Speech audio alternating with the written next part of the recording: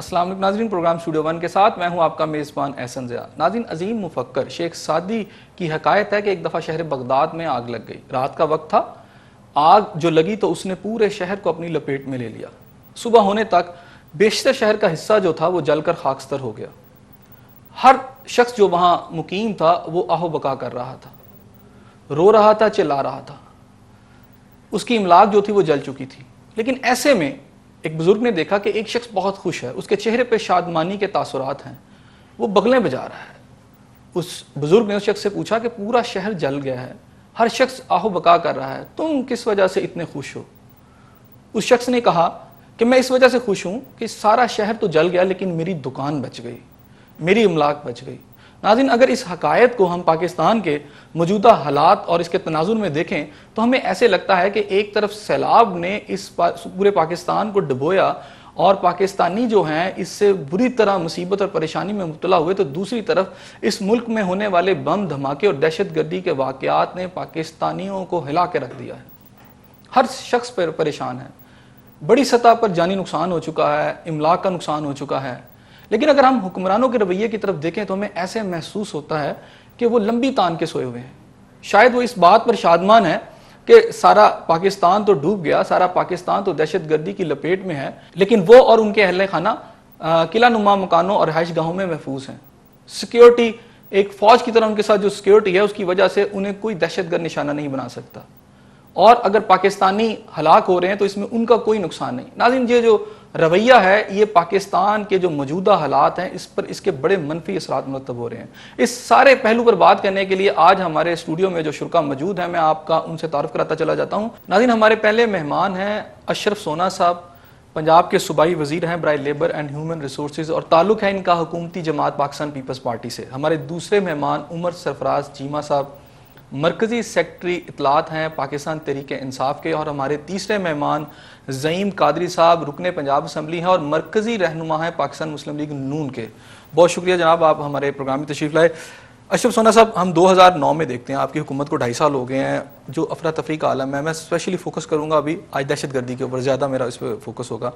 2009 میں جو یہاں تقریباً 500 کے قریب دھماکے ہوئے، 3021 افراد ہلاک ہوئے، پاکستانیوں نے اپنی جانیں دیں، 7334 بندے زخمی ہوئے، اور ایون کہ 596 اینٹی ٹیررسٹ آپریشن بھی پولیس نے کیا، اس کے باوجود یہ سب کچھ ہوا۔ 2010 کے جو پہلے 70 ڈیز تھے اس کے دوران جو ہے 90 سے اوپر دھماکے، اور اب تک یہ 150 سے اوپر دھماکے جا چکے ہیں۔ آج جب ہم یہ پروگرام کر رہے ہیں، ہب کے اندر مارکیٹ میں دھماکہ ہوا ہے، اس سے پہلے کل بھی دھماکہ ہوا، اس سے پہلے کوئٹہ میں دھماکہ ہوا، لاہور میں جلوس پر دھماکے کیے، خود کش حملے ہوئے۔ آپ کی حکومت اس قدر اور اس بری طرح ناکام کیوں ہے؟ آپ نے جو حقائق کا تذکرہ کیا اس کو آخر پہ ٹھیک طرح سے وائنڈ اپ نہیں کیا کہ حکومت ناکام کیوں ہے۔ حکومت ناکام نہیں ہے، کامیاب ہے پھر؟ نہیں، آپ مجھے آپ 1 منٹ دیں، آپ مجھے یہ دہشت گردی کا اب میں کس نے کیا، کیا کیا، کب آ رہا ہے، کیا تسلسل ہے، کیا وجوہات ہیں، میں اس بحث میں نہیں پڑتا۔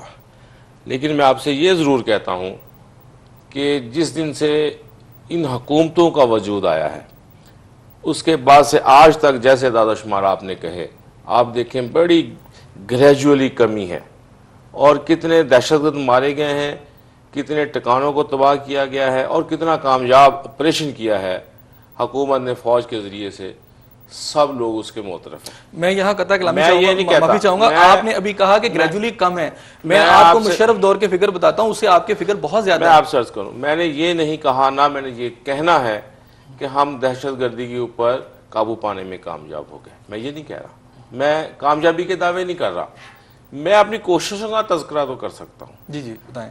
اور میں یہ آپ کو چیلنج کر کے کہتا ہوں کہ آپ کہیں یہ نہیں کہہ سکتے کہ ہم نے کوئی پراپر پالیسی نہیں بنائی، ہم نے کوئی مناسب حکمت عملی نہیں بنائی، ہم نے سیاسی جماعتوں کو اعتماد میں نہیں لیا، ہم نے وسائل استعمال نہیں کیے دہشت گردی کو روکنے کے لیے، یا سیاسی قیادت نے کہیں پہ غلط فیصلے کیے ہیں، یا کہیں پہ سیاسی قیادت نے خود فیصلے کیے ہیں پارلیمنٹ کو اعتماد میں لیے بغیر، اور پاکستان کے تمام سٹیک ہولڈرز کو کانفیڈنس دیے بغیر کہیں فیصلے لیے ہیں حکومت نے۔ میں اس لیے کہتا ہوں کہ ایک ہم نے مؤثر کوشش ضرور کی ہے اس دہشت گردی کی لعنت کے اوپر قابو پانے کے لیے، اور یہ عمل ابھی جاری ہے۔ اور میں اس بات کو ضرور دہرانا چاہوں گا کہ آج بھی میں یہ کہتا ہوں کہ یہ سیلاب اور مہنگائی اور یہ ساری چیزیں اپنی جگہ پہ ہیں، لوگ ان سے بھی تنگ ہیں، لیکن میں یہ کہتا ہوں کہ اگر ہم اس دور حکومت کے اندر دہشت گردی کے اوپر پوری طرح قابو پانے میں کامیاب ہو گئے تو یہ اس حکومت کی سب سے بڑی کامیابی ہوگی۔ یہ بات آپ کی جب سے 2-2.5 سال کی گورنمنٹ آئی یہی بات کر رہی ہے، اس سے پہلے یہی دہشت گردی کے بارے میں وار آن ٹیرر مشرف صاحب بات کر رہے تھے۔ ہم یہ دیکھ رہے ہیں، ابھی آپ نے یہ کہا کہ آپ نے سب سے زیادہ مؤثر کوشش کی۔ میں آپ سے کہتا ہوں آپ گفتگو کو اس طرح سے کیجئے، اور میرے یہ دوست بھی گفتگو اس طرح سے اگر کریں تو ہم زیادہ لوگوں کے لیے یہ فروٹفل ہو سکتی ہے آج کی یہ سیٹنگ، کہ ہم نے یہ پالیسی بنائی، یہ غلطی تھی، اور پھر آپ تجویز کریں کہ ہمیں یہ کرنا چاہیے تھا۔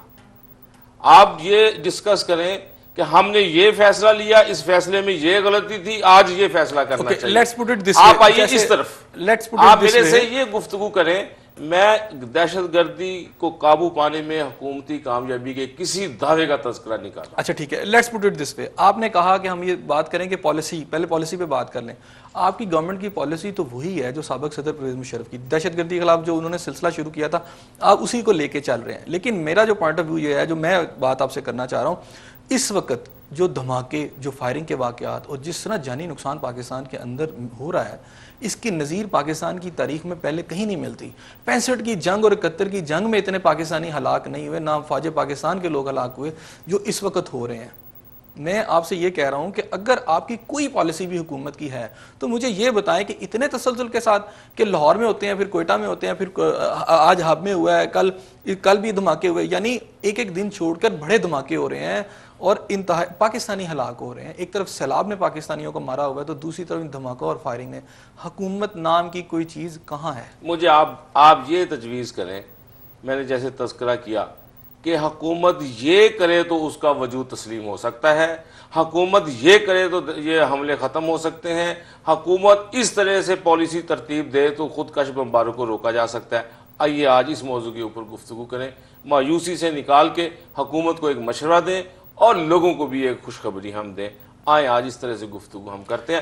میں اپنی ناکامی کو تسلیم کرتا ہوں کہ ہم پوری طرح دہشت گردی پہ قابو نہیں پا سکے۔ آئیں کچھ پازیٹیو گفتگو آپ اپنی ناکامی کو تسلیم کرتے ہیں کہ ہم پوری طرح قابو نہیں پا سکے دہشت گردی۔ ہم آپ کو پہلی پرپوزل دیتے ہیں یا پہلی بات آپ سے پوچھتے ہیں، اسی پوائنٹ پہ میں اپنے دیگر ساتھیوں کی طرف جانے سے پہلے اپنے گیسٹ کی طرف مجھے یہ بتائیں، ہم یہاں جو پالیسی ہم نے لی امریکہ کے کہنے پہ لی، امریکنز پالیسی تھی جو ہمیں اپنانی پڑی، وار آن ٹیرر ان کی جنگ تھی ہم نے یہاں کی۔ آج ڈرون حملے جس تعداد سے پاکستان میں ہو رہے ہیں، آپ کی پارلیمنٹ نے بھی اس کے خلاف ایک سٹینڈ لیا، آپ کی حکومت کیا اس کو امپلیمنٹ کر سکتی ہے؟ نہیں، ہم اس کے اوپر حکومت کا، آج کی پیپلز پارٹی کا یہ مطالبہ اور یہ فیصلہ ہے حکومت کا کہ ان ڈرون حملوں کی ہم نے مذمت کی ہے، ہم اس کو پاکستان کی خود مختاری کے خلاف سمجھتے ہیں، اور ہم نے کہا ہے کہ جدھر دہشت گرد موجود ہیں ڈرون حملوں کی ٹیکنالوجی ہمیں دی جائے گی، امریکنز دیں اور دے بھی رہے ہیں، اور ہم خود ان دہشت گردوں کا پیچھا کریں گے۔ چیمہ صاحب، سونا صاحب نے کہا جی آپ پالیسی بتائیں، جب ہم نے پالیسی بتائی ڈرون حملوں کے حوالے سے تو انہوں نے کہا جی ہم اس کی مذمت کرتے ہیں۔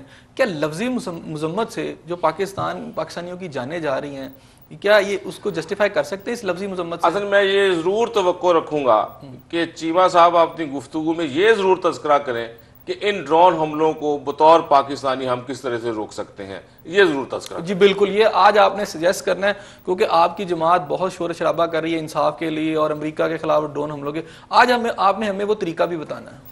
جی شکریہ حسن صاحب۔ سب سے پہلے تو میں سونا صاحب نے جن جذبات کا اظہار کیا میں ان کو بالکل خوش آمدید کہتا ہوں، اور میں دعا ہے ہماری کہ جو جذبات اور جو جذبہ ان کے اندر ہے وہی ان کی قیادت بھی عملی، اس کو عملی جامہ بھی پہنا سکیں، کیونکہ ہم 2-2.5 سال سے جو قوم کو 2008 کے الیکشن کے بعد توقع